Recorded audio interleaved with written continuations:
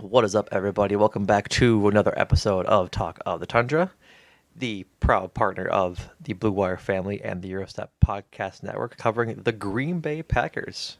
As always, I am your host, Numac, and joining me, as he does every single week, is my co-host Jordan Tresky. Jordan, how you doing, buddy? Hello, I'm doing well. Um,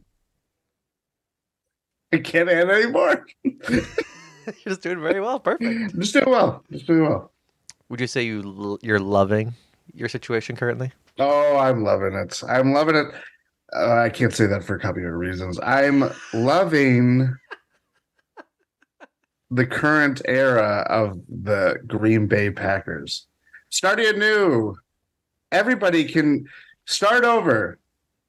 That's right. Start over. And you know who else is loving their current life is probably Jordan Love. I would reckon he is. Jordan Love getting a hot new deal instead of the Packers picking up his fifth year option on Tuesday. They instead decided to extend him for an additional year on his rookie contract. The additional deal, I believe, is a 1 year extension worth $22 million at its max value. I think with his fifth year option next year, it was a guaranteed 20 million, and with the new deal that he got, it is guaranteed, I believe, 13 million. Yes. I think I gotta double check who posted the new details today. Field Yates of Field ESPN. Yates, yes. But we'll go through that as a quick breakdown of Jordan Love's extension. The signing bonus he received for signing the 1 year deal was $8 million. His this year base salary will be 1 million, which is down from about 2.2. So hopefully that helps with whatever deals they try to make during the year or during training camp. And then his 2023 escalators, basically like bonuses that he achieves for player, etc., are worth up to 9 million, and that 9 million would be added to his 2024 base salary. For next year, as of this very moment, his base salary is 5.5 million, with a workout bonus of 500,000 next year. And he Field Yates added that with the signing of the deal, Jordan Love got an extra $7.5 million in cash this season. That coming from the signing bonus, and then the escalators that are this season are tied to playing time, team wins, team stats, and other parameters, which give him a chance to boost his base salary in 2024 from 5.5 million to 14.5 million. Overall, I think it was a fantastic deal for the Packers to make and for Jordan Love to make. Like, I honestly think it's just a win-win for both sides. It's essentially a prove-it deal for Jordan Love, but he gets more money this year, and they didn't have to go through the headache of what possibly could have been the Packers not picking up his option for next year and kind of going into that Daniel Jones situation that the Giants found themselves in this year. Yeah, we definitely ended our call on Sunday, recording the last tot, and we were like, "Well, that option's coming up. What are they going to do? You never know." And Brian Gutekunst's comments on Saturday post draft were a little bit befuddling. Yeah. I don't think we may have hinted at the time, but we were just like, so you're just going to go public with, this guy is very raw. He hasn't had his starts and all that stuff. But then you're like, well, he's our starting quarterback, so you never know. Like, it was very much just like, it was a word salad, but it also, I don't know. It was there. You could have, if it was a different quarterback, say his name starts with like Aaron. You could have thought it was like a slight. Yeah, it could have been perceived like that as well. I think like the brief time that we had to speculate about Goody's comments was kind of interesting, given that all of the offseason content we've consumed between from Goody and from other players and from other people in the organization was that, hey, Jordan Love is ready to start. Like, he's ready to go. He's an NFL quarterback. And then Goody goes, it's a lot of money for a guy who hasn't played. And we're like, why? Hmm. It's like the Brian Windhorst meme. Why would they say that? Yeah. Why would they say that? And so, obviously, I think this was in the back of his mind while they were negotiating how they were going to go for it, and ends up working out regardless. I like the deal for both sides, frankly. If Jordan Love ends up pulling out, he gets paid like it, and we get him on a cheap deal for a year. And if he doesn't, then so be it. We get to save some money and some incentive money. So yeah, all in all, good deal, and I'm excited to have this put to bed. And now we know for sure what sort of the Packers are going to look like on offense for the next 2 years. Yeah, and honestly, like I know it's been termed as a win-win, and that is definitely what I think it is ultimately. But I also just think it's better for Jordan Love. You're getting more money up front. Like Mm-hmm. you are this, you know, I don't like I what would you call him? I It's guess it's not unknown quantity, I think or I I think guess it is. yeah, I guess you can't. You like I think that is the most appropriate way to say it, is that he's really just an unknown asset. And Yeah, if like obviously Jordan Love has the utmost confidence that he can be an NFL quarterback, but until we see them out there for 17 games or so, we won't really know what his skills are, what his capabilities are. And if he goes out there and stinks it up, knock on wood, then he probably wouldn't have gotten a deal worth even close to as much after his 5th year. And so, yeah, like you said, more money up front is good for him in case it does go poorly and it doesn't work out. But I think it's going to work out. And so, but on the off chance it does, I think this is the best course of action. Just because I think like his agent might have had this discussion with Jordan Love. He's like, listen, yeah, if they don't pick it up, which they, even though it'd be really dumb, like I would have been very mad if they didn't pick it up or extend him. The option is like there's a reality in where they don't pick it up and you aren't very good, and then you just don't have a contract next year, or like a yeah. big contract. And so why not get some more money up front and then have a possibility to make more money than you would have with your 5th year? So that's kind of the mindset I took when reading the deal. Yeah, for sure. I think ultimately they could have easily been like a Corbin Burns arbitrator Oh, and be like, yeah, I mean, well, it's in my heart, but yeah, I know what you mean. you know what I mean? Like that it they will get down to brass tacks and Goody almost did in that press conference. That's about as it close as he's kind going to of get to telling. yeah, exactly. I mean, some of the escalators too are tied to team success. Yeah, So it is not just about how Jordan Love plays, but he could ball out and if the Packers are 4-13, yeah, like it does he'll feel that too. So it's like there everybody has plenty of incentive to not just have this be the baseline, but there's more. They'll reap the rewards hmm in a lot of ways if things work the way that they hope they do. yeah. I think like on its at its best, I think the contract favors the Packers because say Jordan Love goes out there and balls out, is leading them to like a wild card or possibly the division title, and they make the playoffs. Then yeah, next year's deal is going to be a relatively what's the word, valuable one, like cheap one. There's a specific word I'm looking for, but I can't find it for the Packers. But if he's average, then yeah, it'll be about market value. And then if he stinks, it'll be paying more than he's worth. But then that's another year of development they get under him for, albeit a good price or a worse price than they would want for him to be performing at. So yeah, I ultimately, like I said, win-win, and but ultimately good for both sides. Like here, I'm trying to find his contract that he signed, but like Taylor Heineke was a guy that he's a fine starter, Mm-hmm. but he's not a world beater. But he's very much overqualified to be a backup. Falcon Yeah, signed him. I'm going to Spotrac right now. He signed a 2-year, $14 million deal with a $4 million signing bonus, 6.3 million guaranteed. Um, I just threw out a lot of numbers, but like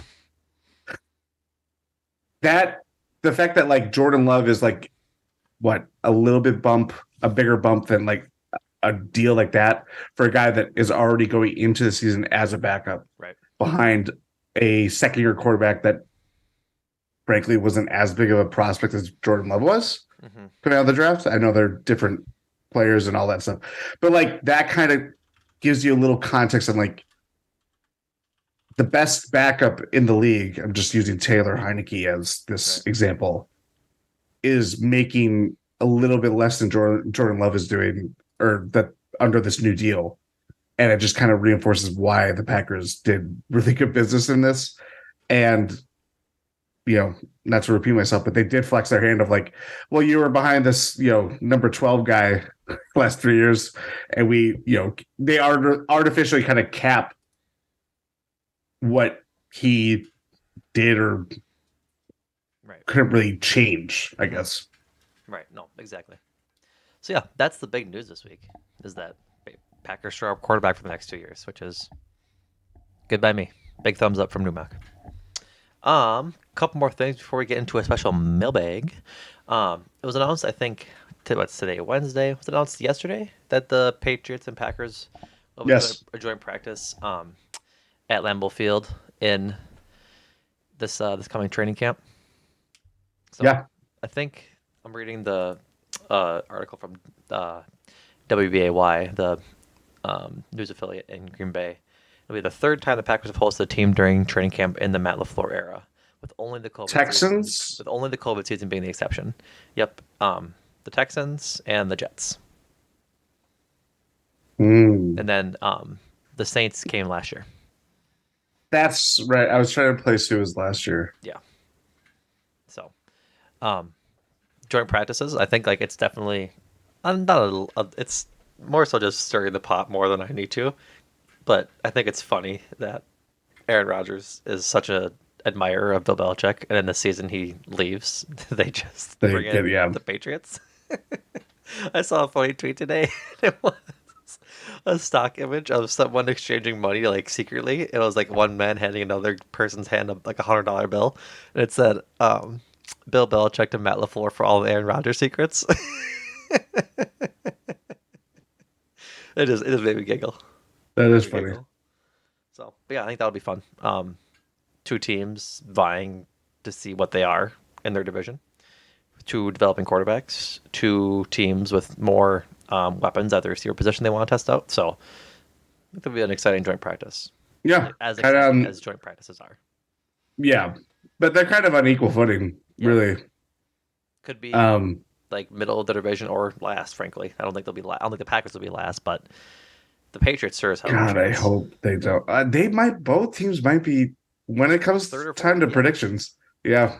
Like the Ugh. Packers will be around the Bears ish like level Don't of, say or that, Numac. Don't say that. I'm sorry, but they finished third No, last it's year. true. It's Like true. it's Yeah. it's just tough. Um, Mhm. so yeah, it'll be really interesting. I think it'll be good for the rookies and like Christian Watson, Romeo Dobbs to really get some practice in on that offense. It's not high flying or anything, or on that defense. It's not like a big um, You got Seahawks what's his level name? defense, but it'll be Jonathan Jones, right? yeah the guy who ran Um, rampant on them last year. um, yeah, we'll get to see Bailey Zappi. Mac Jones and yeah. Actions. It's a car just released by me.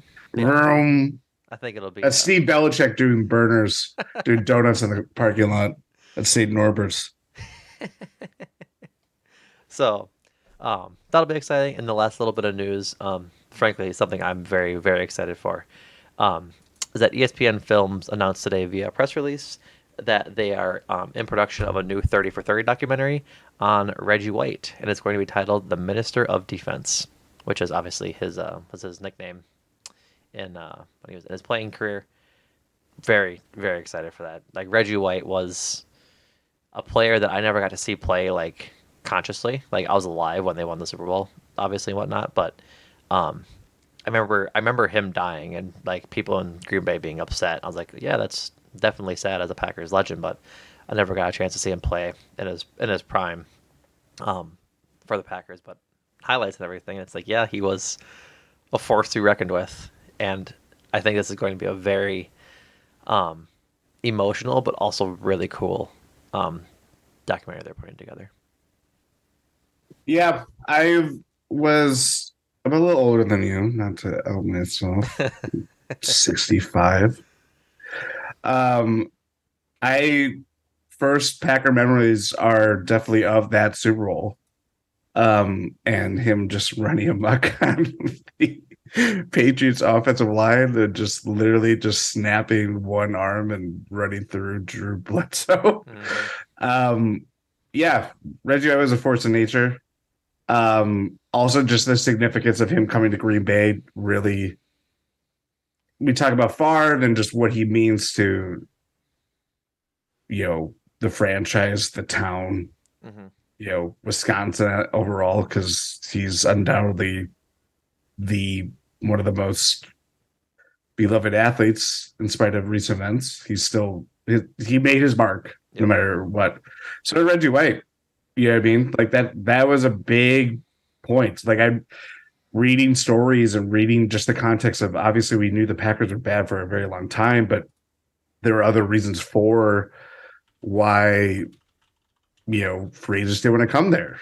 You know, Hmm. and it was touching different lines that obviously people don't necessarily want with their football, but it was very much a racial issue, and you have to fight that every way you can. So yeah, the stories are trying to land Reggie White, and I think some like a lot of those NFL films, like America's Game, when they go through all the Super Bowl champions, and they talk about like I think Mike Holmgren like made a call and he was pretending to be God and say that he should come to Green Bay or something like that. And Reggie White thought it was funny. He very much is like, I would say he's like the Oscar Robertson to the I Packers. think that's a good comparison. It's a really good Like comparison. late stage, because I mean, as good as he was with the Packers, he was even better with the Eagles. And he even played in the USFL or whatever it was. Hmm. But yeah, I think it's going to be very interesting to kind of relive that, especially since I mean it's nearly 20 years since he died, which Yeah. is kind of remarkable. Yeah. This Christmas or the day after Christmas, 2004. That's right. Yeah, because that was the tsunami too. Oh, was it? I don't remember. I was 8. No, I was 9. I was 9. So this little chap, There was a tsunami that happened that day. the big one. Yeah. On to or continuing with some lighter news, not necessarily lighter, but just continuing on the story from ESPN. They say that it'll be told in part through never before seen footage from a 2004 interview filmed 2 months before his death, and chronicles both Reggie White's incredible dominance as one of the best defensive players ever, and his spiritual journey onward as an adorned evangelical minister who questioned his blind faith toward the end of his life. So it's gonna be. I'm really excited. I will watch it the second it comes out. Yeah. Probably an episode on it. So stay tuned That is true. Yeah. for that. Oh yeah. The Um, content game. the, yep, I'm just gonna laugh. All right, Jordan. We are 18 minutes in. Should we get into a mailbag? Let's do it. Mailbag. First one from our trusty co-host Rohan. How ridiculous is my hot take that Jordan Love could finish third in MVP voting this upcoming season? Very, Very hot, very spicy. very hot. I don't even know. I think that's off the board. I That's like don't think plus. it's. I don't think it's off the board, but it's like plus 10,000, plus like Yeah. 50,000. You Like mean I can't go to Pata right now and cash it in with I, like a this is like super duper. I'm a fan, and I'm a Green Bay Packers fan, and I believe in everything 1265 Lombardi Avenue. Um, this could be a similar rise to stardom if you want to go like really, you're smoking the smoke. pie in the sky? I use that Yeah. a lot in the pod lately, so I've been trying to avoid it. Well, I'll say it for you. Patrick Mahomes esque. 2 years of development, coming in after a last year floundering veteran QB traded, and immediately flourishes into a starting quarterback for a franchise that could go um, a ways for the rest of his career. I don't think we have anything to predict that Jordan Love's going to be Patrick Mahomes um, in his career, but I'm saying that certain like immediate step up into filling in that starting QB role and really just doing well from the get go. I think that's probably not likely, but there's a chance. which is why the third in MVP voting is very spicy, It's a very but it's specific number. possible. Yeah, Yeah, yeah. yeah. And like that, like I'm saying, it goes for like second and first too. Like obviously, um, but I think it just has he has the opportunity to do that, and I think he has the weapons to do it, given how often he's working with these guys in OTAs and just off-season programs, anyways already. But it would be very Patrick Mahomes-esque to do it. I looked up Patrick Mahomes' first year, 12-4 and 50 TDs. So I was trying to expect him to, to beat Patrick Mahomes right away, not realistic. yeah, might be a little too high. A little preemptive. Yeah, Um, he also won MVP that year and Offensive Player of the Year. So say that how you may. And that would be the year that the Patriots won the Super Bowl over the Rams, correct? mhm, yeah, and then the next year the Chiefs won the Super Bowl. Yes, So that's right. um, so in conclusion, spicy Rohan, but a bearable spicy. Like a 3.5 on a scale of 1 to 5. Five, 3.5 alarm chili. That's right. Yeah. Um, this next one came from Rohan's came from Twitter. This next one also came from Twitter from Lindsay. The Packers drafted mostly offensive positions, but how do you think the defense will do this year? Has there been any changes to the defense yet that are, well, I'll say are significant? Um, Not really.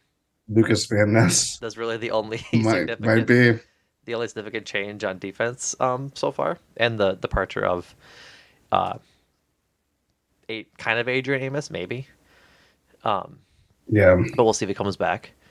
I think the defense will be pretty much equal to what it was last year. I'm not confident in Joe Barry scheming up anything different than he did last year, which is the main issue that I have. I'm guessing that you have as well, Jordan. Yeah, it's not necessarily about the players themselves, it's how they are utilized. Right. Obviously they've had a lot of health issues last year, especially to top players like Devondre Campbell missed time, Eric Sean Gary Stokes. missed Eric Stokes.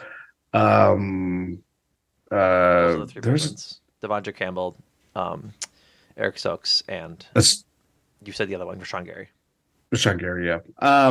which is three starters. Like that's missing time, especially Yeah, you're big. Stokes and Gary missing like 8 games or something. Yeah, and obviously that comes with the territory. I mean, defense is like it. If you have a perfect bill of health or near perfect bill of health, like that is an outlier year.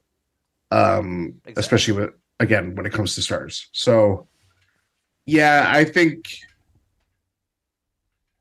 unless it's something like drastically changes, if Adrian Amos does come back, I would feel a little bit better about where this Packers defense is because the existing options are not proven, Hmm.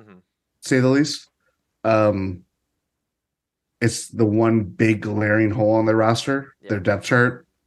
We're talking about Darnell Savage, we're talking about Tarvarius Moore, which, that could be a bounce back candidate, but he's also on a 1 year, like $1.1 million deal. It's not like they're not banking him to be like a starter. This is very much like a buy low guy that, hey, maybe this blossoms into something that we can, run with for at least a year. But Hmm. yeah, it's kind of that middle of the road. And, you just hope that it's not like peaks, valleys. It's more of just Yeah. stay in the course. I'd like them to be more consistent than, like you said, peaks valleys, because it's hard to get a gauge on just how good Joe Barry is at his job.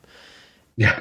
If it's like Right. 35 points one week and a blowout or a shutout the next week, Yeah. like obviously different offenses and different teams are going to have different abilities to be able to pick apart your defense, but that's part of the defensive coordinator's job is to be able to prepare for different defenses or different offenses every single week. And if he can't do that, he should have a job. Arguably, shouldn't have a job right now, anyways. Yeah. But yeah, I think I agree with you that it's the biggest hole at safety. That'll be kind of the bellwether of how well they can do. Um, but yeah, I expect them to be middle of the road. I don't expect them to be terrible because they have too much talent on the defensive side to be terrible. Um, I think they will still get gashed in the run game, frankly. But the passing game, they'll be okay to good. Is my prediction. Yeah. From Steve McAnderson. Which fish boil in Door County should AJ Dillon take Jordan Love to, or should they actually avoid fish boils because picking tiny whitefish bones out of hunks of not very good fish isn't actually a good time? Steve with a rare good take. Look at you, Steve. I can't stand fish boils. Fish Never fries. had them. Fish fries, very good. So fish boils, you just eat the fish, and it's like you pick it apart, like you pick all the bones out and everything. Like it's just annoying. Picking bones out of fish is the most annoying thing ever. It ruins a fish fry. So I don't know how you can classify it as a fish boil. So if he's picking, I'm gonna change Steven's questions a little bit because I have never personally went to a fish boil at a restaurant. I only go to fish fries. If AJ Dillon's looking to go to a U2 listener looking to go to a fish fry in the Green Bay area, um, this is a Oh, free ad because I love this place.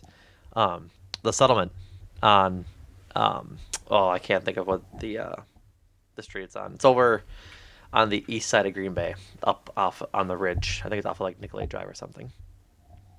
So they got really good fish and really strong drinks. So you will definitely enjoy your time there.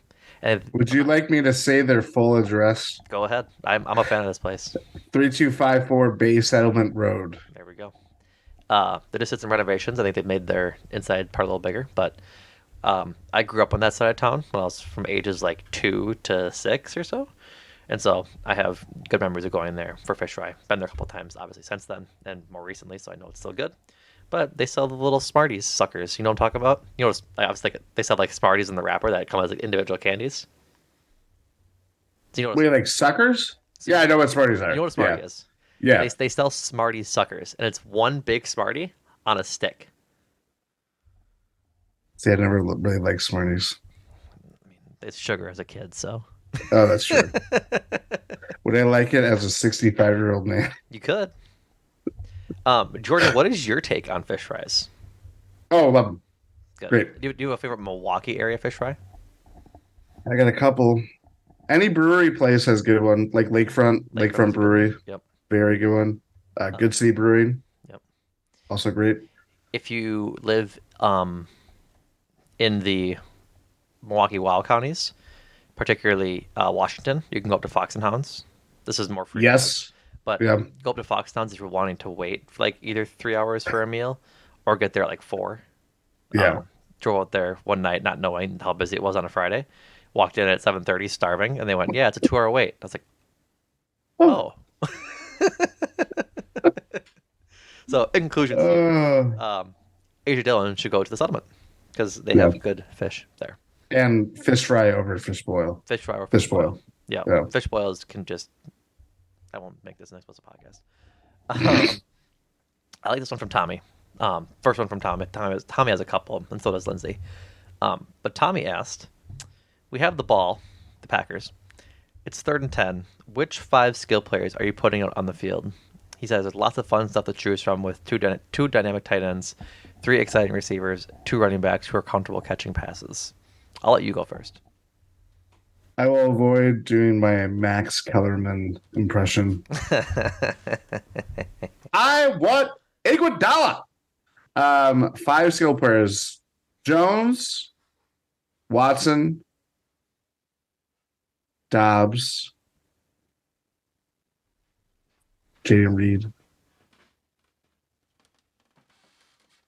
Where are we at in the field? You're at 4. He doesn't say where. It's just 3rd and 10. You just need a first down.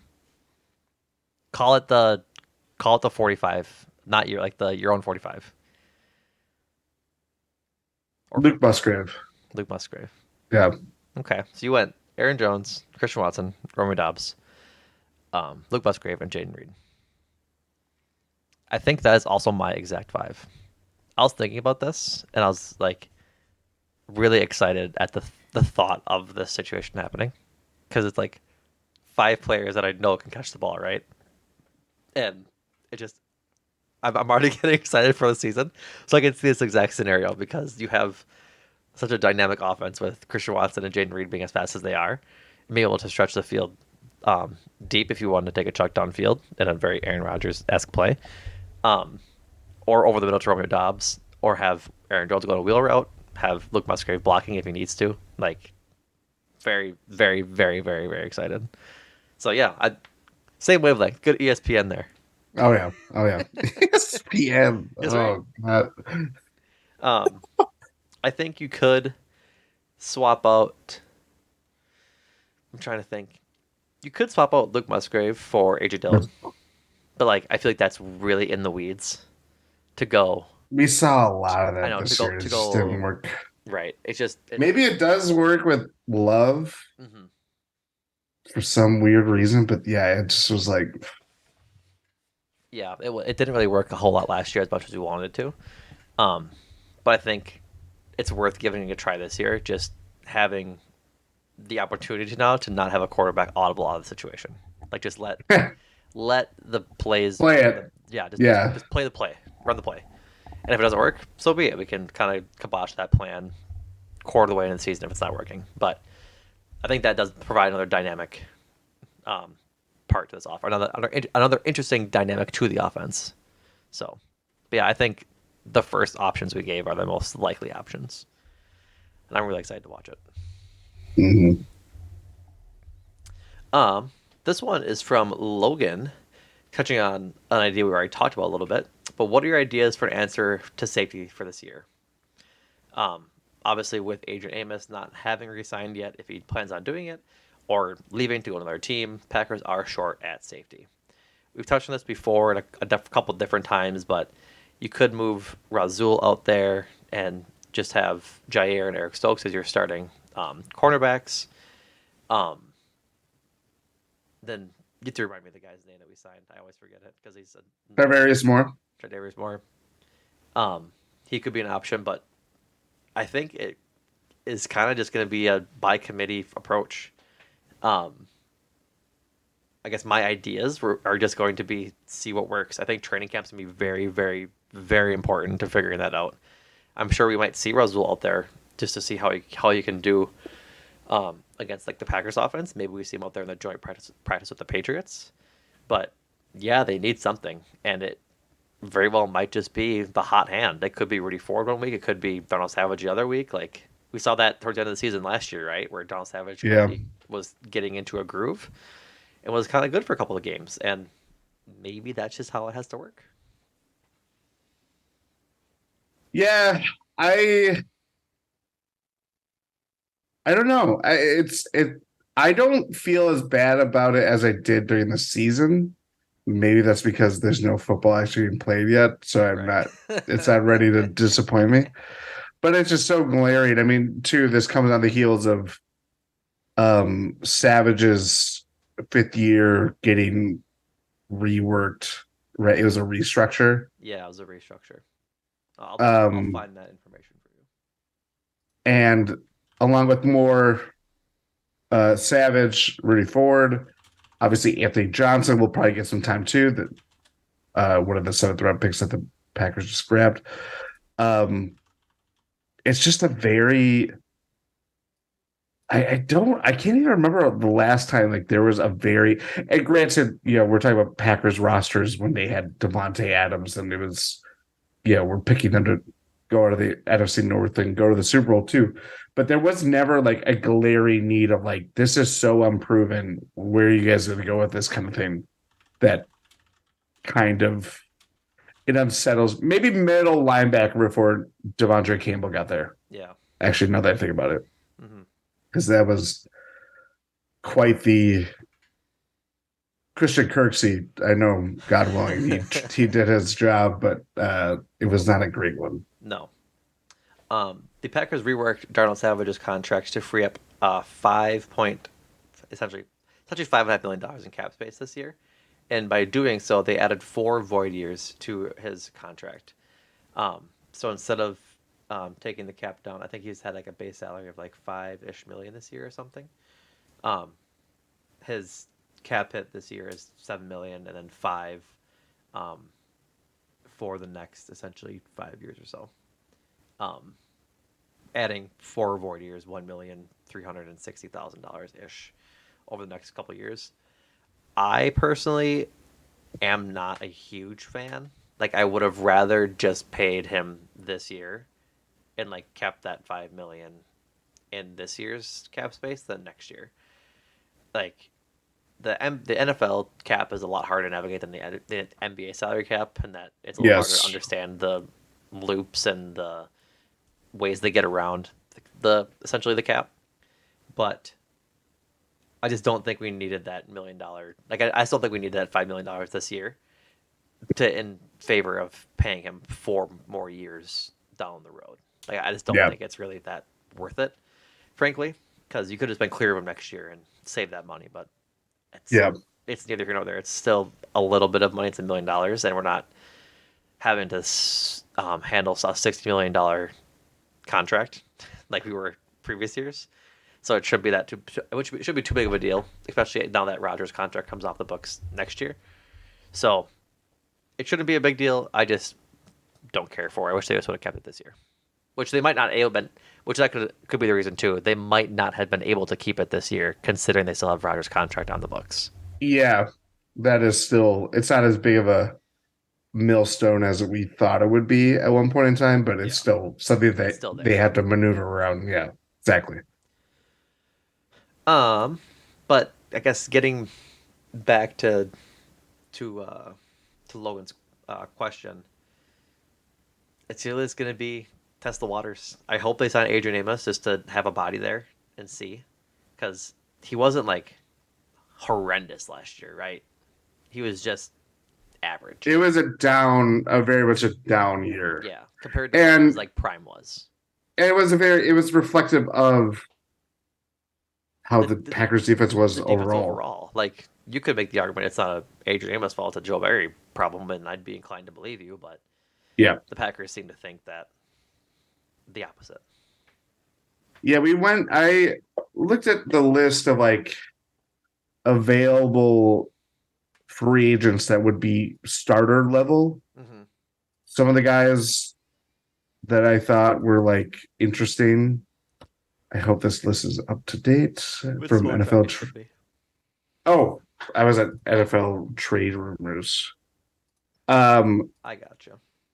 the one guy that I thought was interesting, I know that has played for like good teams before, is like um, John Johnson, Yep. who I most recently of the Cleveland Browns. Mm-hmm. Um, but then it's like it's not. It wasn't a deep position in the draft. I don't think it was even all that deep of a position in free agency outside of like guys like Jesse Bates or you know that type. Right. And if you wanted to like bring in like a veteran or something, you could bring in like Rodney McLeod is available. So is Lamarcus Joyner. Just two names essentially that have been around the NFL for a while. Um, former Packer Chris Banjo is available. I think he retired. Oh, did he? I think so. Okay. Not to ruin your Sad. Um, Josh Jones. Remember Josh oh Jones? God, I don't want to remember Josh Jones. Um, what is your opinion on trading for Buda Baker? That's been floated on Packers Twitter and just other in our Discord too.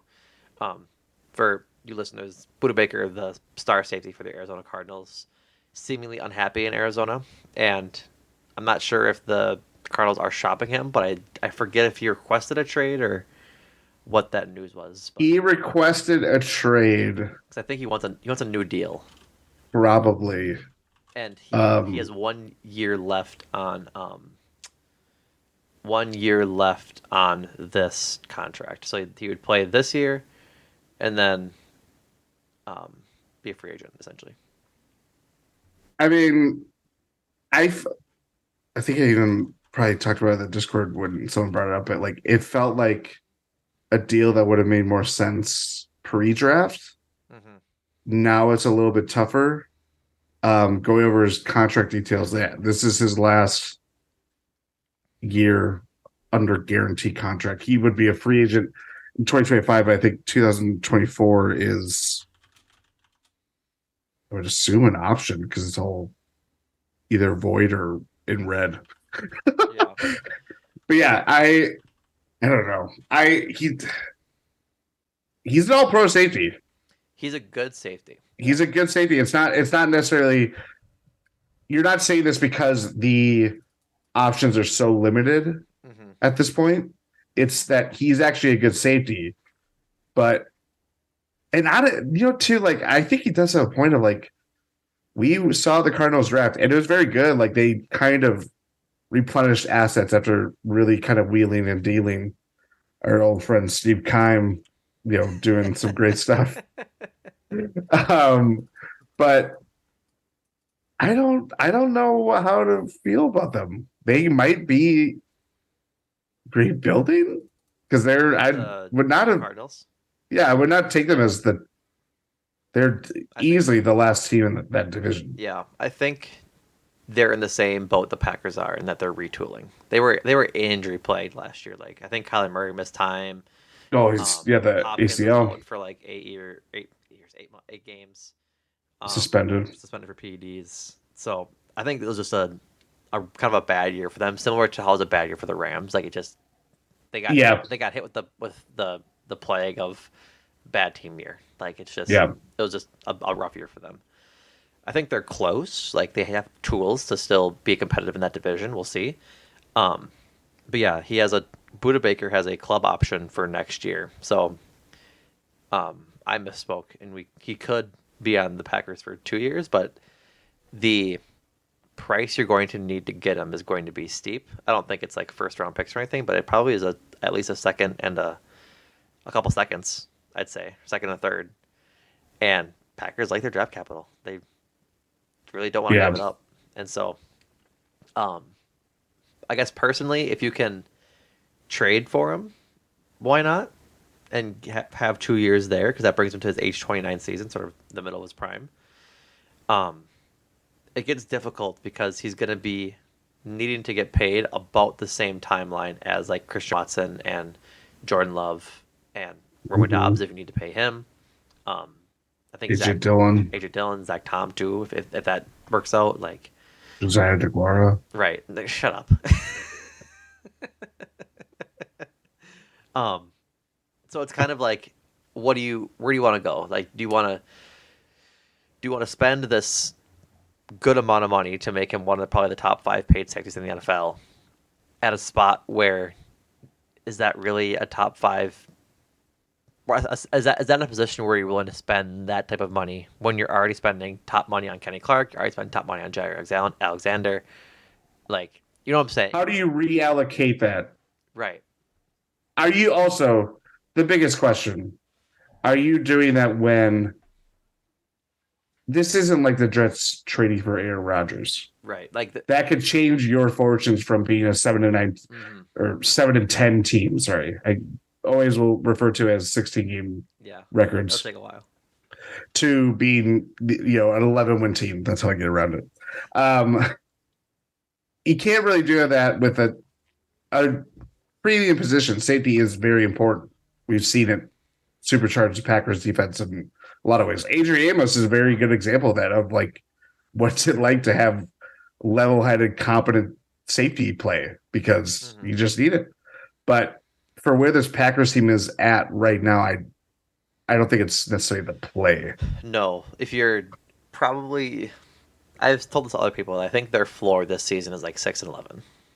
Their ceiling is really how good Jordan Love is how high their ceiling is. They're not going to be like 16-1 or 15-2, but they could get to like 12-5 if Jordan Love has an immaculate year. Like, listen, Jordan, when I say like the spiciness of Jordan Love third in MVP voting, this is the same level. Like, if Jordan Love Oh, is I even know. going to come in at like third or fourth in MVP voting, they'll be 13-4, 12-5. Just waiting for an aggregator to pick it up. Numac believes the Packers might be 12-5. Jordan Love, third in MVP voting. Thanks, Ron. Appreciate it. Um, and so, like, I just don't know if, like you're saying, that paying a safety all that money right now makes the most sense, which I think is part of the idea, right? Maybe you trade for him right now, and then you see where you're at. If It solves a problem for now, but committing to it further might cause giving different giving him problems. an extension right now could be an issue, like if you trade for him and then give him the extension. But if you trade for him, pick up the club option, and he plays 2 years for you, and you're like, okay, we're starting to be a contender. Knock on wood, fingers crossed, rub the rabbit's foot, all that good stuff. Then, yeah, then it makes sense to maybe pay him a good deal, and Yeah. it works out for all parties. But I think where Goody and probably the Packers are hesitant is that if you trade for him and give up a second round pick or two second round picks or however much you need to get him, and you still stink, then you are going to need those picks to try to get back to competing in 2 years or next year in 2 years, et cetera, et cetera. So it's that balance, and I don't know that, and I I don't know if I do it. I don't think the Packers really like doing this all that often. No. So that's kind of where we sit. Anything else on the safety position that you want to talk about with Logan's question? I think we answered Logan's questions quite thoroughly. Yeah. Okay, Yeah, I think that I'm good. I feel confident with where I stand on this. good, good. From a Moose Machine, which of the rookies you think sells the most jerseys this year? Let you go. You have Lucas Van Ness, you have Jaden Reed, Luke Musgrave, Tucker Kraft, Dontavion Wicks. I This is don't think he's going to this sell is a. jerseys, but Oh, I'm not gonna buy a Anders jersey. Carlson. Don't forget. Don't discount the Anders. Um, it's kind of an interesting draft class in that way because like Christian Watson, they drafted Quay Walker and Devontae Wyatt Right. ahead of him. They Yep. were first round picks, but Christian Watson getting a receiver at a position, and you had Aaron Rodgers on the team. It was a big deal. Yeah. Now it's like, okay, let's. It's very much an even playing field of like Yeah. who do you want to pop? Mm-hmm. You're going in this blind kind of thing. I would say I think. Sorry, go ahead. I'm going to go very basic. I think it is Van Ness still. I think this will be decided by who's had the most impact by week 12. I don't think this is a like preemptive thing. Like no one's rushing to go get a Jaden Reed Mm, jersey, but everybody rushed to go get a Christian Watson jersey after that Cowboys game, right? Like, you see what I'm saying? Like, it yeah, takes a while for these things to burn. but where's the cutoff? We That's have what I'm a. saying. That's like week 12.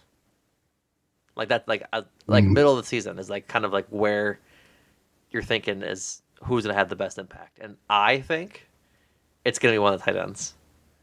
I think it's gonna be Musgrave or Kraft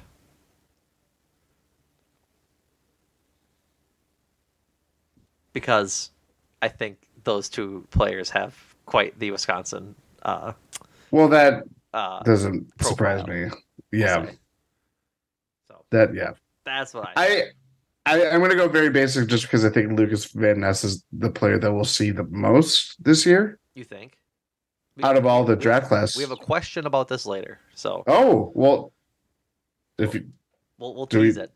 We'll okay, tease it. okay, So you're just saying Lucas Van Ness for reasons we'll get into later. yes. Okay. Another one from. Oh no, this is the first one from Maya. Um, if you had to pick another icon to rep the Packers besides a cheesehead, what would it be and why? This is a tough one because the Packers don't have a good uh, mascot logo. They have a good brand. The brand is great. They don't even have it. What's their mascot? Well, They that's don't have a mascot. exactly like it'd be a man in a worker's outfit, a blue collar outfit, packing boxes. Packaging. Acme Meat Packing Company. That's what it's gonna be. If we had had another icon, it'd just be a big box of meat, like a big brown cardboard box of meat with like brownish red meat piling over the top, just like and the blood. like ground beef. Oh, I see that work every day. Um, If you wanted to another go ahead, another staple is like people wearing overalls, like green and yellow overalls. could do that. Not necessarily like an icon, but that you definitely see a lot of like that. I think you could work in Lombardi's hat as an icon. His like little his old timey hat. I need a name here. What's the name of it? I don't know. A Chapeau?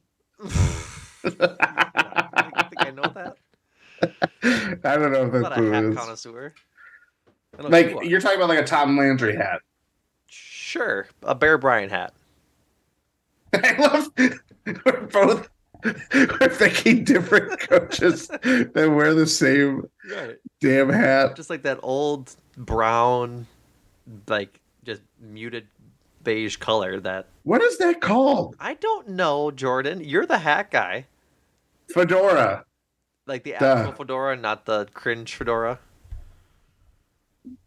According to an article Go ahead. from BET.com, Vince Vince Lombardi. Lombardi, Vince Lombardi's hat for the first Super Bowl. Not many did it better than Vince Lombardi. Not only did he win the first two Super Bowls coaching the Green Bay Packers to championships in 1967 and 1968, but he did it in style with his cool fedoras. So you can have the fedora as the new icon of the Green Bay Packers. Next, like GSPN watch party, this time for a Packers game, we just all wear Just all fedoras. wear fedoras. It's like, Um, if you wanted, you could do like the silver football of the Lombardi Trophy, since like it's the Lombardi Trophy. Um, it's just tough because the Packers like it's really tough. don't have that good thing, and I'm not a I don't have the brand awareness and the marketing knowledge to really push what would make a new logo or a new icon for the Packers. It's a tough question. Yeah, I do. I'm a big fan of the logo before the.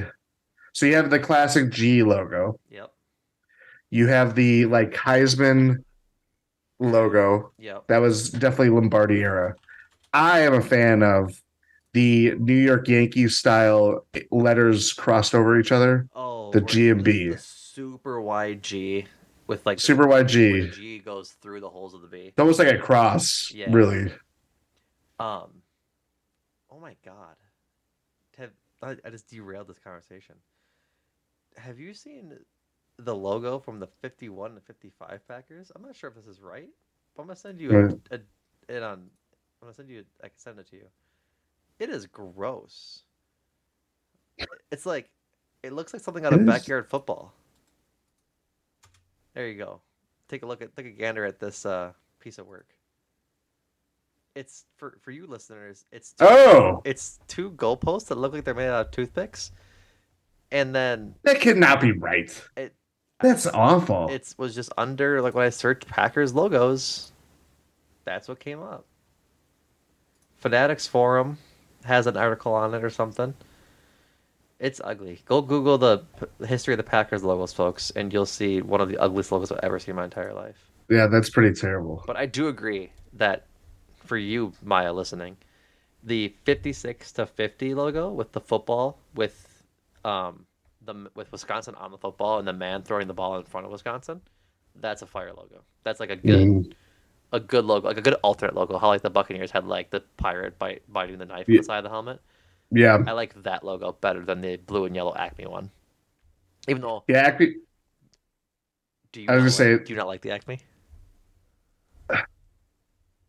I like it better than the Acme I'm Packers just one. so green and yellow. It's hard to see them in blue and yellow Some people hate the blue and yellow Acme Packer like stuff. because I go ahead. it looks like it's from 1920. I Right. think that's why. It You does, know, but it's not nostalgic because I wasn't freaking alive, but um, I just like that different because I just do like I like yeah. that logo. So do with that what you may. So Herbert Hoover. okay, I think we answered Maya's question sufficiently enough. That was the shortest tease you guys have ever gotten. For another one from Lindsay. Do you think any of the draft picks will have starting positions this year? So yeah, will any of the draft picks start this year? Louis Fitness. Do you think he's gonna start? Yeah, I don't know if he starts. If like, are we sure if Rashawn Gary's out to start the year? I feel like he might. I think it might be if it's even if it's a game. See, I took the question as like solidified starter. Oh, okay. Like Well, Lucas Vaness getting a start is not out of the realm of possibility given injuries and everything, right? Like you know what I'm saying? Like yeah, I took the question and had prepared my answer for it as will any of the rookies perform well enough in training camp to either be a starter week one or become a sustained starter in gotcha. the season When we think of the 2023 season, we'll think of this player as a as starter a at his starter position. and not Okay. because of like injury. Like Antonio Johnson Jr. is not going to be the starting safety that we think of because he earned it. It'd be because there's injuries and things like that. I mean, he Yeah. might be, but it's unlikely. You get my point. Yeah. So I'll defer to you first because I think um, for sure Jaden Reed and Luke Musgrave will have starting positions throughout the season.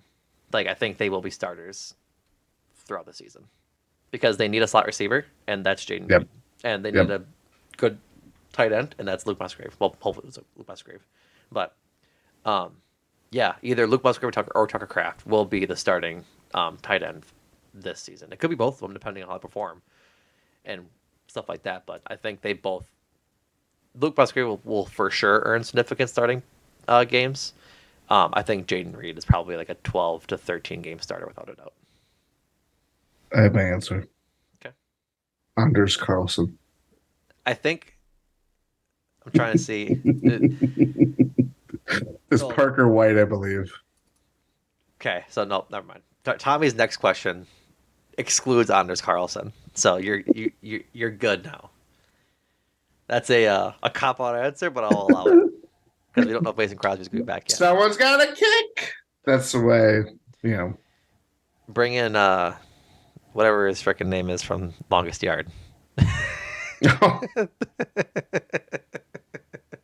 forget his name, but you guys know the actor. Um, this one from Tommy on the same sort of idea. Which day three rookie besides Anders Carlson do you see playing contributing the most this year? Um, Let me bring up the list of all of the day three rookies for you, and Let me do it by memorization. I will let you go for it. Colby Wooden. Is uh, a day three draft pick? Uh, Carl Brooks. Is a day three draft pick? Or Wick.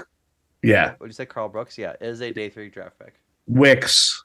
Is a day three draft pick. Yes. Obviously, Anders Carlson. Anthony Johnson. Yep. Carrington Valentine. Yep. So Johnson safety, Carrington Valentine cornerback, Carl Brooks Um, defensive lineman. Sorry, Colby Wood a defensive lineman. We probably should have done this when we were saying him. And then there's two more, Devontae right? Wicks, wide receiver. You have one, two, three more. Three more. Yep. Good God. Sean Clifford. Yep. That's one of them. That's two seventh rounders. Yes, it is. Grant DeBose. Yep. Who is the other one that I cannot remember already? Running back. Lou Nichols. There we go. Yep. So, Sorry, Lou. um, significant playing time.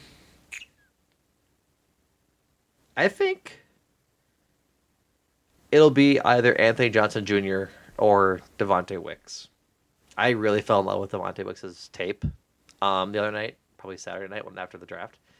I think he has really good skills, similar to Romeo Dobbs. I think they can play a similar position, which is unfortunate they are kind of repetitive, but I think they will do. They will mix him in as much as they can this season. So, but just given the volatility at safety, I think Anthony Johnson Jr. could get a run or two, which is sad. But I forget the draft expert. I think it was Dean Brugler that was very high on the Colby Wooden pick. Yes, you're already yep. shaking your head. Yes. Um, I would still like to ride the trade of Carl Brooks. I think he might just pan out in some kind of way.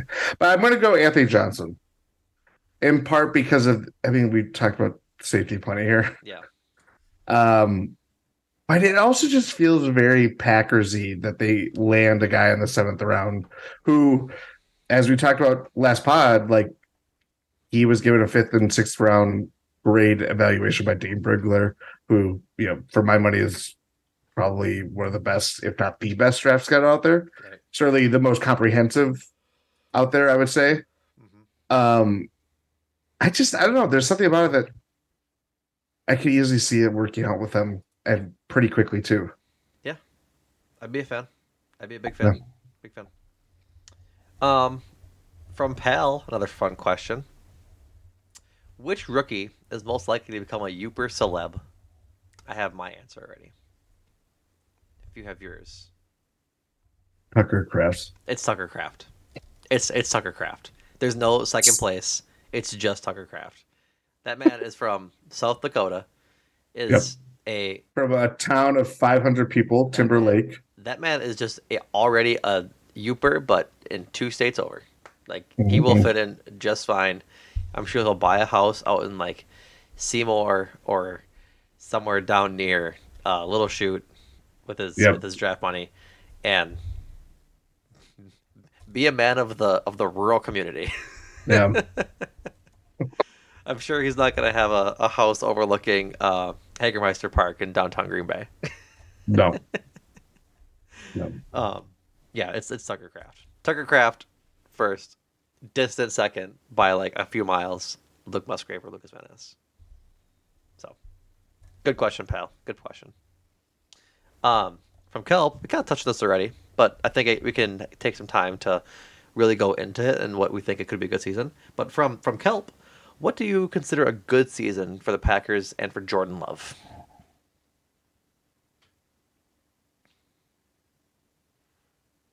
As he ponders, strokes his beard, and taps his lip. Um, this might be a very basic answer, Mm-hmm. but considering how we talked about his contract and everything, I think we would like to see him just be a starting level quarterback Mm-hmm. and not by default. Like, you know, you want to see the future quarterback of the Green Bay Packers. That no one is going into this season, especially with his rework deal, thinking like, okay, this is a 2-year gamble and you can rewrite it. That's not my thinking, at least. Right. I don't like going into it where it's uncertain, it's big change. Change doesn't happen often at the quarterback position with the Green Bay Packers. Not in But Green when Bay. it does, you want to see the people that get these rare opportunities succeed. Mm-hmm. It's why, like, I'm going to mention a name here, but like when Brett Hundley had to start for Aaron Rodgers and when he didn't do well, Mm-hmm. it was this uproar of like, you mean to tell me, a fine college quarterback at UCLA didn't transcend and become the next Hall of Fame quarterback for the Green Bay Pack? Like that is what we're so used to, this insane set of circumstances Right. that like it's easy to be the guy that succeeds when there's been no history. But now you're Jordan Love coming after Aaron Rodgers, who came after Brett Favre. Like, I don't know. For me, I think it's just, I would like to see him be a starting level quarterback, not like a Jimmy Garoppolo type of like, this guy is our future because we made a big move. It's more of like he's our future because we invested him. We said about this plan. Maybe it didn't go exactly how we thought it would be, but like we knew eventually he would take over for Aaron Rodgers, and he jumped at that opportunity when he finally got it. I guess that's a Jordan Love outlook for the year. What is your Packers expectation, or like, what do you think is a good year? Like, what is to go back to this question? What do you consider a good season for the Packers? Like from a team perspective, like a record, we'll say. Super simple. Record? Yeah, for at this time, we'll do record predictions and a whole bunch. Is this what I expect or what I hope? What do you consider a good season? So it's given everything we know right now, a bunch of rookies, a bunch of young guys, a new quarterback. What is okay? This was a good season for the Packers. I mean, if you're 10-7 or higher, that's a good season. So if they finished like 8 and 9 like they did this year, you think that'd be like? I'm trying to, because it's all expectations. Is like what Kelp's question is getting Yeah, at is like, is an 8 and 9 season with Jordan Love feel significantly better than it does with Aaron Rodgers? Does that make sense? Because like, yeah, I'll transition into my thoughts on this question for an 8 and 9 season, like just to basically replicate last year with Jordan Love. I think feels good. Like I think that's a good thing. A 500 ball club with a new quarterback is good by me. Obviously, you want to build on that going forward, but it's not like Aaron Rodgers came into the league and was 12-4 right away or 15-1. they were They were 6-10 that year. 6-10. So I like even that like 6-11 is their floor. I've said before, and I think I'm on the spot already. But 8 and 9 is good. It's 500 for a first year quarterback. Like I'm trying to think of examples of rookie quarterbacks going like 500 or a little bit less. Like, do we expect C.J. Stroud or Bryce Young or Anthony Richardson to really get above 5-6 wins this year? I wouldn't think so. No. Like maybe C.J. Stroud in Texas or in Houston, but it's tough with that roster. Yeah. And I think that's the thing with this roster is that they already have some pieces. They already have good talent, and with them being 8 and 9, your team goes as your quarterback goes. If Love can lead them to 8 wins, that's a good year in my opinion. Like I don't think he has to make the playoffs. I think that'd be a plus. But to have the year we had this year or this past year, I'd be fine with that. It feels better with a quote unquote rookie quarterback than it does with a 15-year veteran. I mean, it felt good at the end of that Eagles game, and he played 1.5 drives or whatever it was. Mm-hmm. Like, you know, that's where like we did lose that this year, and you know, we got a good couple of weeks out of it until Right. we were met Dis- with the disappointed. yeah. I don't know. It to your point. Your point makes sense. It makes sense, and I would agree with it. It is just like we both know and feel that this Packers team is better than what it's probably going to be expected to be Yeah. Just talent because wise, yeah. talent wise, but they have the right veterans at the right positions. Like Mm-hmm. Aaron Jones is again, knock on wood, he's Mr. Reliable. Yep. He's always going to be he's always going to be there for you when you need it, and you're going to forget him when you need him most. Right. As the Well, Packers coaches said often. yeah, exactly. Hopefully this year they don't do that, but I don't know. I it's part of the fun of like having a clean slate like this. We don't know what it's going to happen. We don't know. Right. Right. Um, I think for Jordan Love, for me to consider him to have a good season, um, like a 1.5 touchdown to interception ratio, like 20 for 15 to I guess 10's a lot.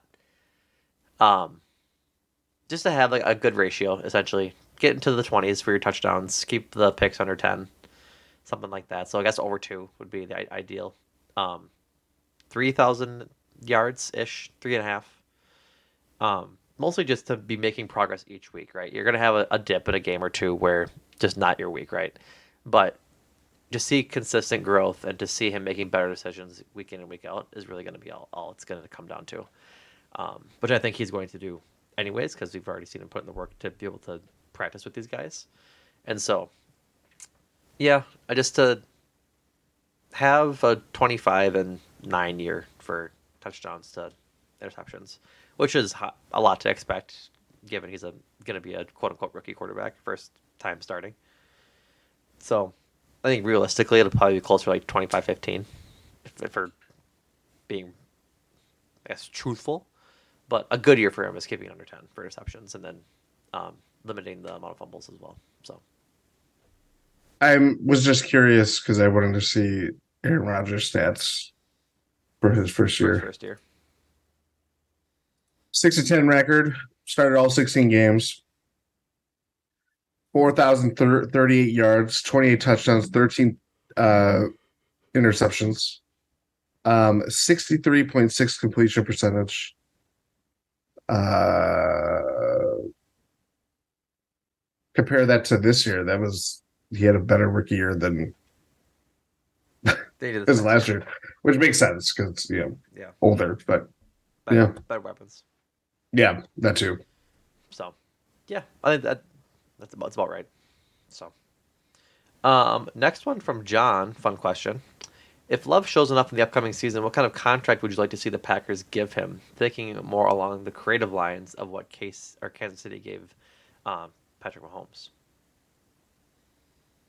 So Ooh. getting creative with it. Um, Initially, I was like 200 for 10 years, but I don't think Jordan Love wants to be locked in for 20 million for 10 years. I think that'd be something he wouldn't enjoy doing until his age 35 season. Um, but if he shows enough, I think you could give him something creative of like maybe 200 or maybe 225 for 6, 7 years. I'm trying to do the math on that because I can't do it in my head because I'm a Bachelor of Arts, not Bachelor of Science. That makes sense. But it's like kind of hard just because like 22 or 225 divided by 7 is like 32 a year, which I think is appropriate if he's really showing enough for these next 2 years. I think that's appropriate. But I don't think he actually signs anything longer than like 5 years, frankly. And I don't think that the Packers are going to be in a place to um, offer him like a 300 or a $400 million contract for 10 years. If he's a Yeah, if he is awesome, super cool, like gonna love the third decade or the fourth decade in a row of premium Packers Hall of Fame quarterbacks. Um, but yeah, if that's the situation, I could see them paying $400 million for 10 years if they wanted to. again, I was very curious as to what the Packers did with Rodgers when he finally took over. Middle of his first year as a starter, they signed him to a 6 year, $65 million contract extension through the 2014 season. It's like $10 million a year. $10 million a year, nearly 11, without knowing guaranteed stuff and all Yeah, that also a different fun. time. It's Very different time. Cap is not as cap yep, not explode yet like it has for the current players. So I'm trying to yeah. see. Ooh, I want top salaries, or no, sort by position, quarterback update. So the top quarterbacks right now, like Lamar Jackson, just got $52 million a year. Like Jalen Hurts just got $51 million a year. Rodgers' current deal is $50 million a year. Russell Wilson's at 48, 46 for Kyler Murray, 46 for the abuser in Cleveland. Um, like it's just What did Daniel Jones get? um It was outrageous. 160 million for 4 years, God. 81 guaranteed at signing. So I mean, they made the playoffs. They won a playoff game. Ooh. They won a playoff game, and that's a situation that the Packers didn't want to be in with Jordan Love come the end of this year and the franchise tag and everything like that. Yeah. So frankly, I think if you were going to do like a 10-year deal, you'd have to give him like, oh man, if he really balled out and was like an MVP candidate both years, if you wanted to get creative and like get to the heart of what John's asking, you'd have to give him like 500 million for 10 years. Yeah. Well, it, No, I'm not laughing. you would like That's it's he wouldn't have the Super Bowl ring that Patrick Mahomes already would have because like he Mahomes had one ring when he signed that contract. He won his second during this deal. yeah, it was post Super Post Bowl. right, Right. but he got 45 a year for 10 years. And if you think about how the NFL's sort of cap keeps going up and how players are keep getting paid more and how quarterbacks are keep getting paid more, yeah, if you're gonna lock a guy up for 10 years and you're gonna give that guy a reasonable contract to be locked up for 10 years, then yeah, it's got to be top 5 contract.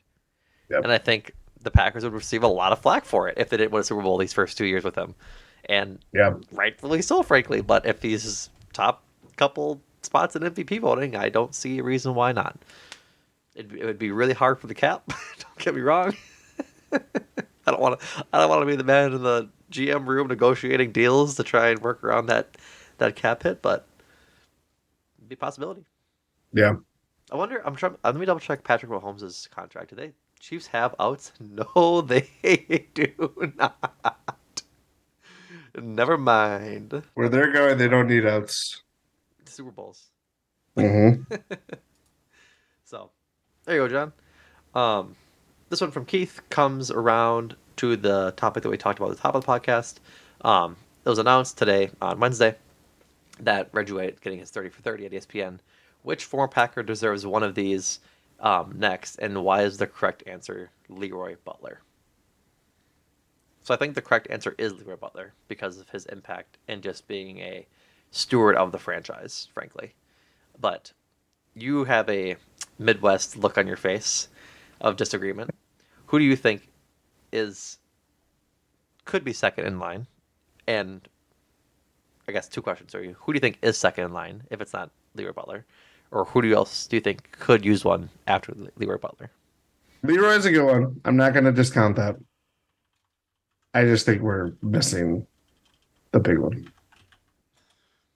Go ahead. The big one. It's Favre. Yeah. Favre has had so many things Yeah. happen. Yeah.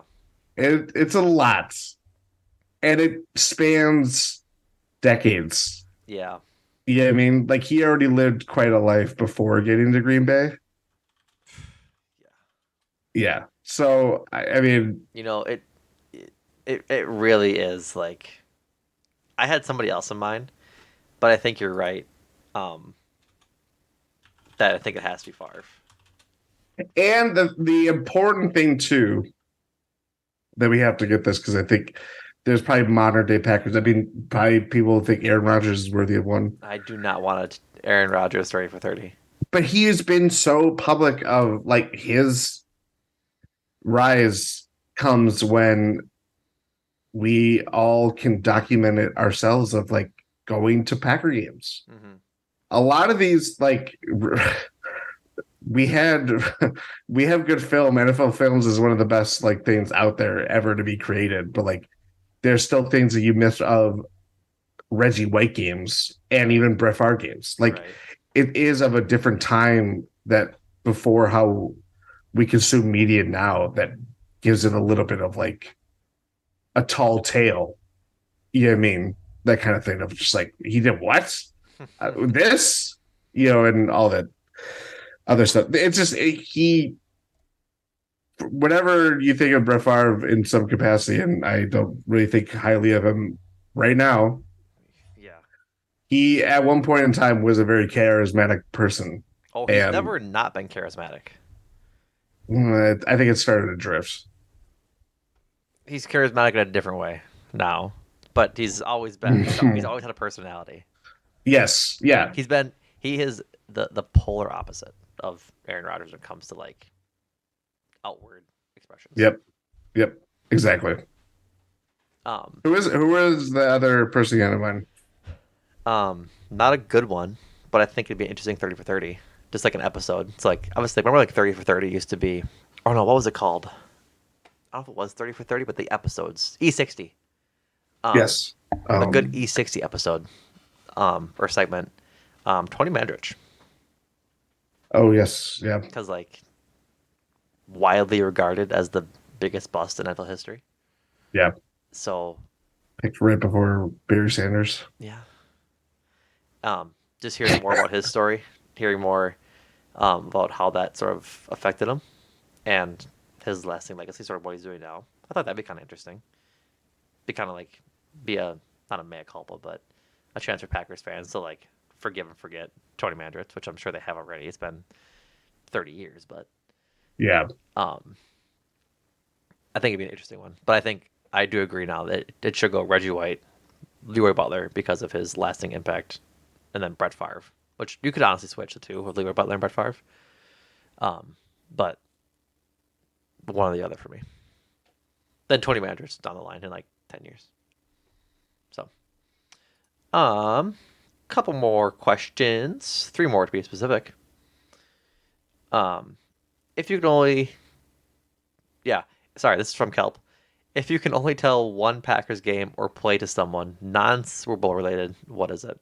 So you're telling a person who has never seen a Packers game, and you have to show them one game and one play. And or one play. I'm not saying and or, I'm saying and one play because Oh, I want because it's too hard to choose between a game and a play.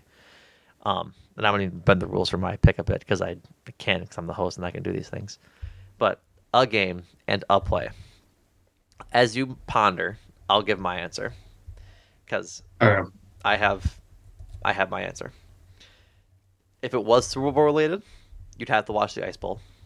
Like that's just you have to. But since That wasn't Super Bowl. it's just it's a World Championship. Shut up. That was no, that Was it not? Yes, it was a World Championship. no. Have I been gaslit this It was entire it was a time? champion. It was to get to the Super Bowl. I'm I'm blasted right now. I'm showing my colors as apparently a not true. It was the championship game to get to be the NFL The participant. 1967 NFL Championship game. Okay, I see what you're saying.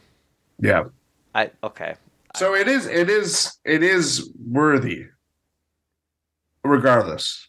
But I'm just saying it's not a Super Bowl. got it. Got it. I'm Anywho's sorry. to anywho's will be.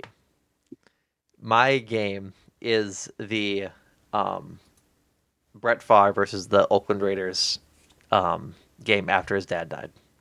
Like I remember watching that. I think I'm trying to remember if I remember telling the people what my first Packers memory was. And I remember saying it was like the game, I forget who we played before it, but the game before 4th and 22 is like my first. Oh, it was the Seahawks. We'll take the ball. We're gonna score. Yep, that Yep. was my first like um memory of like a pure Packers memory. Um I think that was 2004, 2002. I'm trying to think. Somewhere around there. We're gonna take the ball. And we're gonna score. Um, but the point being is that I remember sitting around because it was around Christmas, wasn't it? Yes. Um, and I remember sitting at my godparents' house on that Monday, watching it with my family as we like open presents and whatnot. It's just like, man, like I knew that Brett Favre's dad had died and that this was um this whole idea that he was obviously hurt by it as he lost his father. Like as a I was a 2003, I think the game was. Yeah, 2003. So I was 8. Mm. And like I didn't really have that concept of life and death yet, but it really like hit me as a Packers fan that like, man, he's really going out there and giving it his all and kicking the Raiders ass to to really go. In the first half alone, he threw for 4 TDs and 311 yards. That's yeah. Um, and his That was a Raiders team that was a post Super Bowl hmm trip too. hmm his first 9 possessions were for 140 yards, connecting with Wesley Walls. Man, never heard before in my life. Oh yeah. And Oh yeah. Javon Walker for touchdowns. Like that's just an incredible performance, given the circumstances. He ends the game with 399 yards and 4 touchdowns. Like he said after the game, I'm just going through an article now. Quote: I knew my dad would have wanted me to play, and I know he was watching. Like that's strong stuff. I remember him walking off the field in tears with Diana, and yeah, that's probably the game, just because it's such a incredible performance. The plays, it's gonna be plays, are the 2 Hail Marys in that Aaron Rodgers threw in the Cardinals wild card game, because that was two of the wildest throws in a 30-second span I've seen in my entire effing life. Like Hmm. in the end zone, a literal absolute prayer to Jeff Janis the first time on the sideline, caught, go down, spike the ball to try and save their hopes in this game where they had no wide receivers. Like No, Jeff Janis was wide receiver James one. Jones and Hoodie was their leading He wide got receiver that hurt. year. Oh, that's right. Yeah. It was Jeff Janis and like Jay Kumaro and a couple of the tight ends. It was Good not God. good. But then he rolls out again and throws another Hail Mary through into two defenders, and he comes down with it. Like it's forever one of the most insane throws I will ever see. I think it really kind of exemplifies the era, like this era of Packers football. Like, yeah, you could throw some plays in from the 60s and the 70s, but um, to really kind of catch Favre and Rodgers at their best moments, you get gunslinging Favre in the game against the Raiders with his dad passing, and then you get the pure magic of Aaron Rodgers and his ability to make something out of nothing when it mattered the most. Um, I want to mention a couple plays that came to mind that weren't mentioned. Definitely Antonio Freeman's touchdown against the Vikings on Monday Night Football, where he catches it on his body, and Al Michaels gives In our one of intro, his. Yes, of course, yes, yeah. He did what? yeah, That was my Al Michaels. it was pretty good. Yeah, spot on, Michaels. They call me that now. Amazon. I got to deal with Amazon. Um, there was another play too. Of course, Cardinals, the Lions. The Lions Hail Mary, Hail Mary was ridiculous. He had one against the Giants too, which the playoff game against the crazy. Giants, Yep. right where he had or to Randall Cobb, where he put it in the only place Randall Cobb could catch it and get his feet in. I will say, I think in terms of games, there's a lot of the games, like there's bad games that I could easily think of. When this question was asked in the Discord, um, I told Kelp, like, if I really wanted to be an asshole, I'd tell people to Just watch throw the negative. the 2014 championship game. I don't, yeah. I'm not going to put that on Brandon Bostic. It wasn't his fault to be with. Um, no, I would go with the divisional round against the Falcons in the 2010 Super Bowl year because that was a true ass kicking. Yeah, Falcons were the 1 seed that year, they trounced them. right? Yeah, They were. yeah, because they were the 6 seed, so they had to play them. And yeah, they were Falcons. I was totally scared of, Mm-hmm. and they made mincemeat with them. They ran through. It was so good. I remember. That was even more like I know like the Steelers game. Obviously, the Bears, the championship game is like memorable because of like we have this huge stain over the Bears, you know. Yeah. But as a game, it wasn't like great. No, it wasn't a good game. You had No. Caleb Heine or something, whatever his name was, Yes, because Jay Cutler because Jay had to Cutler had leave. to sit out. Yeah. The Steelers Packers Super Bowl game was very electric. That was a good game. Yeah, it was. But that there's something about just watching like the Packers just trounce you know, Yeah. The score at halftime of the Packers Falcons game was 28-14. The yeah, Packers were down 7-0 after the first quarter. They scored 4 touchdowns in the second quarter. Crazy. yeah. Yeah. Love it. Love it. Another option, if you may, is the 2013 Week 17 game against the Yeah. Bears. Bears. Um, Aaron Rodgers Whoa. returning from injury in his first game back, and it's frozen in Chicago. I remember where I was when that happened.